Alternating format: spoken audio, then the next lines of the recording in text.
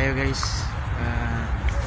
Dati last week yung pinamingwitan ko is wala tayong kuha. Then pag naisipan ko, kasi nakita ko doon na sa tapat nun is merong bridge din. So nagbabakasakali ako na merong fishing spot din. So ayun, nadaanan ko